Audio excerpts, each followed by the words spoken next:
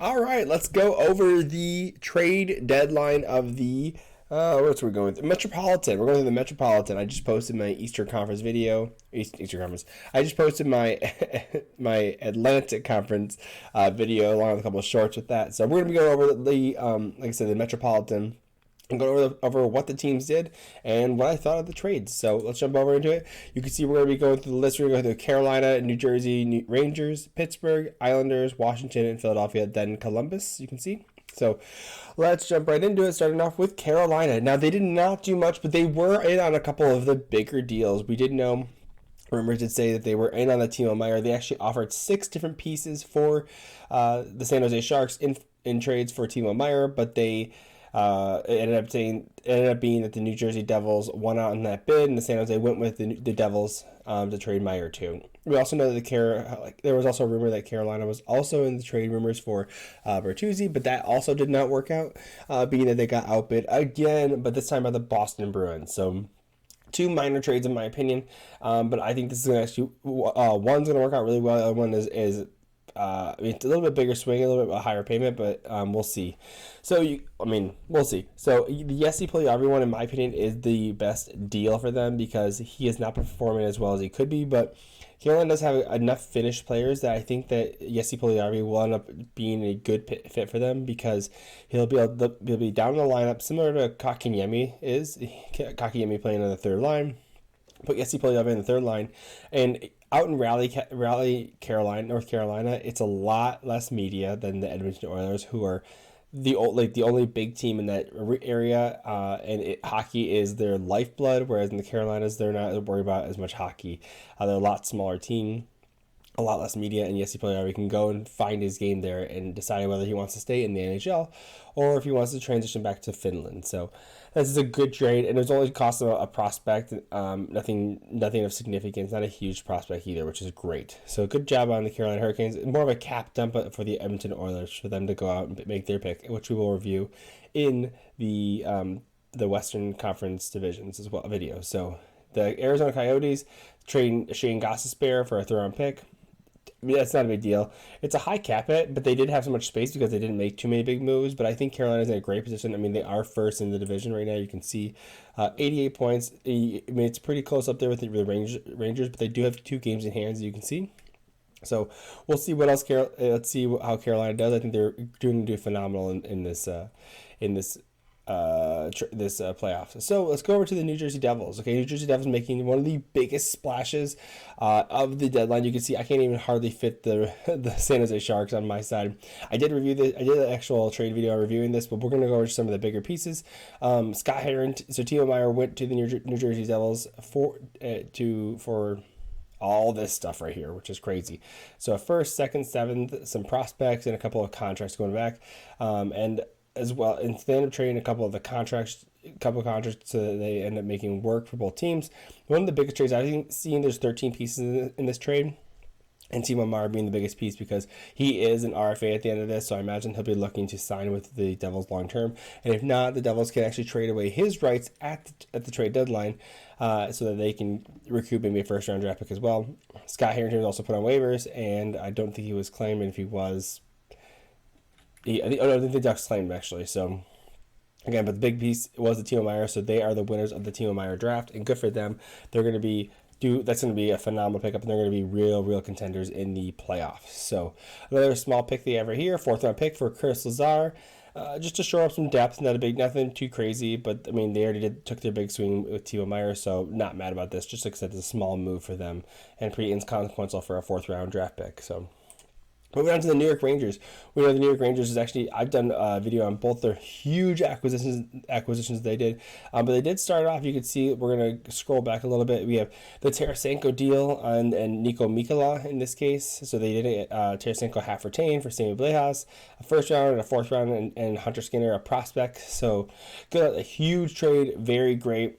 And it was actually one of the trades that they went on really early. You can see February 9th, being that the trade deadline was on March 3rd. So you can see this is way before everyone else was doing anything big. But Tarasenko, this trade ended up being one of the ones that catalyzed Kane to say that he was pretty disappointed, but as we will go into Kane secret time, Kane was traded to the Blues, and we're going to be going over that one as well.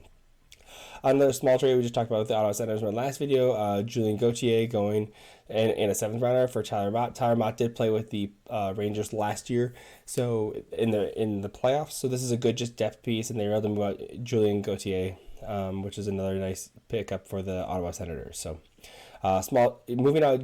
Oh, this is I forgot about this. Vitaly Krasov's being moved out again. Vitaly Krasov being a higher first round draft pick. Vancouver Canucks looking to take those chances on those early 20s picks that maybe didn't work out with teams, and trading out just a draft a prospect in a 7th rounder. Great pickup for the Canucks, and hopefully Vitaly Krasov, who is rumored to potentially wanting to go back to Russia. So that's why the Rangers were not able to pick up much for Kravtsov, because of the fact that he might not even stay with the Vancouver Canucks, but hopefully they can convince him, and being that they're much closer to Russia, he may be able to visit more often. So we'll see how that one works out. So, and it's also, they're both pretty hockey markets. So, small trade, Rangers sent over an AHLer, no big deal for the Predators. The other big trade here, Patrick Kane going to the New York Rangers. So what ended up being is that the Chicago Blackhawks sent him to the Arizona Coyotes so that they can retain half. And so since they were retaining half of his salary, the $2.625 million, they received a 3rd-round draft pick in this case, and they'll either get Dallas or New York Rangers. So we'll see if that one works out. So, and then because of the roster, listed contracts and everything, the Blackhawks got Vili Siriavi, and from the Rangers, because it was such a small pickup, because the thing is Patrick Kane did say he was only willing to go to the New York Rangers, so basically they really only got him for a 2nd and a 4th-round pick, which is a steal in this case. The nice thing that is the 2nd goes to a 2024 first, or 25 first, if they make New York Rangers make the Eastern Conference Finals, in which we do know they do want to do that because they are definitely going all in. The Eastern Conference is stacked. So, small trade with Colorado. I don't even know who those people are, and look at just offloading the contract right here with the Rangers. So it's just no big deal. Oh, actually no, it looks like the Vancouver Canucks the Rangers are picking up a contract. I have no idea this is, but must be valuable enough that the Rangers want him. So good for them. Moving over to the Pittsburgh Penguins. Again, a team that didn't make anything of crazy consequential. You can see they picking up Teddy Bluger, or sending out Teddy Bluger to the Golden Knights so that you free up some cap space for an AHL or a 3rd-round pick. So that worked out well. Picking up Mikael Granlund, which this is a little bit of a peculiar trade because he have a couple of years left, and to me is a relatively older player, which is odd because you think the Pittsburgh Penguins would want a little more established players. And Mikael Granlund is, but he's not killing it, I would say, especially for how expensive he is and having to move out a 2nd-round pick. But they do get Mikael Granlund for a couple of years, so I guess that may work out for them. San Jose Sharks sending over Nick Bonino, essentially sending that over. They getting a 7th and a 5th-round pick. I think they just end up doing a couple trades. Having the Canadians work as a 3rd-round broker, not a big deal. Nick Bonino is doing okay this year, just shoring up some depth, right? And then also picking up Dmitry Kulikov, this is a defenseman, so this is good for picking up a little more depth and everything. Sending over Brock McGinn, who did just clear waivers recently. He's not down to the AHL, and getting a 3rd-round pick out of this. The Ducks really emphasizing their rebuild and trying to pick up people that they can either they can rebuild so that they can trade them, and then also picking up draft picks as well. Patrick, not Alvin, Patrick. I can't think of his name, but he used to work with the Red Wings as the AGM, so good for them. Moving over to the Islanders. Islanders did make a big pickup. You can see they didn't do much this year. Let's do the quick one. Getting Pierre Engvall from the Maple Leafs for a 3rd-round pick. That's a pretty good pickup. He's a tall player, and I think he'll play a little bit more prominent role on the Islanders. Is playing the defensive, but he does have a little bit of a scoring touch, and also being able to play center. Another one we have, the big one here, is you have the Islanders picking up Bo Horvat, which is awesome. 25% retained. Why is that? That's interesting. I did not know. No, it's not retained. Never mind. So he has a $6 million or $5.5 million cap hit, and the Canucks are retaining 25%. Gotcha. That's interesting. I thought it was that usually you see the 25% retained because there's a third party team, but clearly there's no third party team here. So that's what's going through my head. It's a little crazy of a day from this whole trade deadline week, to say the least. So, but Canucks, being that they have a UFA and they were not able to sign their captain, Bo Horvat, because they ended up signing JT Miller to a long contract, get Anthony Villiers, as well as a good prospect, Atu Ratu, and a first-round draft pick. So it is top 12 protected. So good on the Vancouver Canucks. Again, picking up, Villiers has been playing very well for them, and Atu Ratu has a high ceiling, a low floor, high ceiling pick, a little bit of a product, but could work out to be a high potential goal scorer for the Canucks. And I believe he has played a little bit this year. So good for them. Again, this is back on January 30th. That's a pretty early move, like we saw with what the Rangers did. That's why I said it's been the last trade. It's been trade weeks in this case for the NHL trade deadline, being that this is one of the big moves that got done pretty soon in the draft. So move over to the Washington Capitals, and this is actually probably one of my favorite teams that did one of the best trades, because they recognize where they were. They're in that potential wild card spot, but I definitely think that the Capitals are looking to get better. To me, this is what the Penguins should be doing, similar to what the Capitals are doing. They have these UFAs, and they should be moving them on so that they can be better next year instead of just being a middling team. They want to actually be a full-blown contender for the Stanley Cup. So they move out. The Capitals do move out the Hathaway and Orlov as picking up a first, second, and third for them, and also having taken on Craig Smith's contract. And then Boston sending over the big piece being that they acquired him from the Minnesota Wild because they wanted the Minnesota Wild to retain half of this 50% salary. So that we have Minnesota Wild being holding on to the $1.275 million cap hit for a fifth-round pick in 2023. Capitals are also sending out Marcus Johansson out for a third-round pick. Good pickup, again, for the Wild, just picking up a small cap hit for a small trade. A player that they can contend with because they're very, very familiar with, as well as just sending out a third-round pick, which is not a big price to be paying while they are going into the playoffs, because I believe they're pretty high up in the playoffs, and we'll be going over their trade deadline in the next video. So anyways, this is a huge, in my opinion, great pickup by the Capitals, picking up a player like Rasmus Sandin, because he is a high offensive defenseman playing third line minutes on the Toronto Maple Leafs, who just are just a little bit stacked, a little bit busy on that right side. And Sandin was just down especially with all the pickups that the Toronto Maple Leafs picked up in depth.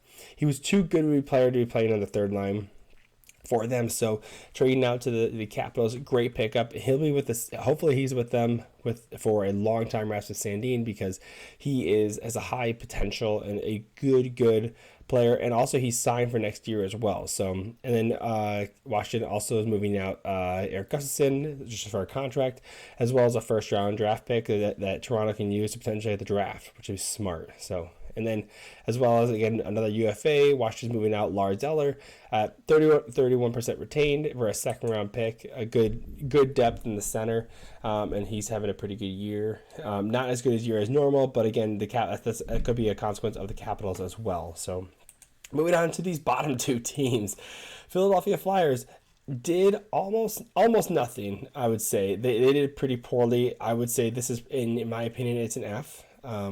Maybe a D- if you want to be generous here, but you're moving out a player to the Nashville Predators for future considerations. You're picking up Brendan Lemieux in a fifth-round pick for Zach McEwen. I mean, nothing of consequence in my opinion. Honestly, Brendan Lemieux is a very unlikable player, and it just feels very Philadelphia Flyers-y. I'm not very happy with Chuck Fletcher right now. I think he's kind of a joke with what he's doing, some of the moves, and really the questionable decisions of what the Flyers are trying to do, especially because they weren't able to move out Trevor Van Rieve, James Van Riemsdyk either, which is a little bit frustrating I feel bad for Flyers fans, in my opinion, but we'll see. They absolutely need to do a rebuild. But of course, they traded the first round picks for Rasmus Ristolainen and draft picks out for Tony DeAngelo. So and then signed him to like a 4 or 5 year contract. So, And just a small pickup right here, 6th-round pick. Again, pretty inconsequential, just moving out in UFA. So again, I thought this is pretty poorly done, especially for how low they are in the standings of what they should have been doing. They should have been making bigger moves. So lastly, we have in this year's trade deadline, we have the Columbus Blue Jackets. I'm scrolled down too far. You have, this is a smart one for this is actually works out both for the Minnesota Wild and the Jackets. Gus Nyquist was actually injured right now, so they're moving over to the Wild, half retained. They get to move some salary out, plus they get a 5th-round draft pick for him. And hopefully he is healed for the playoffs. And we know the Columbus Blue Jackets, being a bottom 3 team, are not going to be making the playoffs. So the fact that they were able to move out Gus Nyquist and he gets an opportunity to play with the Wild in the playoffs is a smart move on both parties, right? Both taking a risk, but both getting something out of this if it works out that he comes back healthy. The Los Angeles Kings. This was a pretty interesting move, to say the least. We did know that the Kings were looking at a defenseman. They were looking at Chychrun, but they ended up picking up Vladislav Gabrikov and Jonas Korpisalo as well in the deal. And one of the conditions that LA did for picking up these two, they said that, hey, Columbus Blue Jackets, you have to take on Jonathan Quick's contract. And they were like, well, we don't want him. And like, what do you have to make this deal work? And then that's why they throw in the 1st-round pick as well as the 3rd-round pick. Now, if the Kings do not qualify for the 2023 playoffs, that 1st-round pick does become a 2nd-round pick or 2 2nd-round picks. Again, as we have talked about before in the past, some people qualify that a 1st-round pick is the similar value to 2 2nd-round picks. But in a draft like the 2023 draft, it's going to be pretty stacked. So, but again, we do think that the Kings are probably going to end up making the playoffs in this case. So, and then talk about Jonathan Quick, which I felt so bad for. I'm going to jump to the Jonathan Quick one real quick. So, Jonathan Quick did say he's like, I'm not playing in Columbus. That is not what I want to do. Trade me to a contender. And Columbus Blue Jackets were like, hey man, no problem. We respect you as a player, unlike what the LA Kings did. We'll trade, and so they traded him to Vegas for a 7th and Michael Hutchinson, another depth goalie, their 3rd goalie. So Jonathan Quick with Aiden Hill and Thompson playing so well with Vegas, he's probably going to be the 3rd, but he is going to be in the mix as a goalie who has won 2 Stanley Cups, by the way. So. And then we have a last move, John Gillies. This is more depth goalie right here, moving out Jacob Voracek and a 6th-round pick. This is more so just moving money off Jacob Voracek, not going to be playing, but he is essentially just going to be salary that's being put onto their team, just so that they can hit the salary floor, which is pretty sad in my opinion. So this is a bummer move on the Arizona Coyotes. They're kind of a joke right now, but they're just taking on cap and just getting as many draft picks as they can, which is smart a little bit, but it's also kind of dirty in my opinion. So, but we can go over that another time. We'll go over that with a little bit of Arizona. But anyways, let me know what your thoughts are. If you have any thoughts, if maybe I'm too harsh on the Flyers. I mean, I don't think so, but I think I'm just fine on the Flyers. I think they're doing some weird stuff. So, anyways, let me know what your thoughts are. Hit like, subscribe, and love you.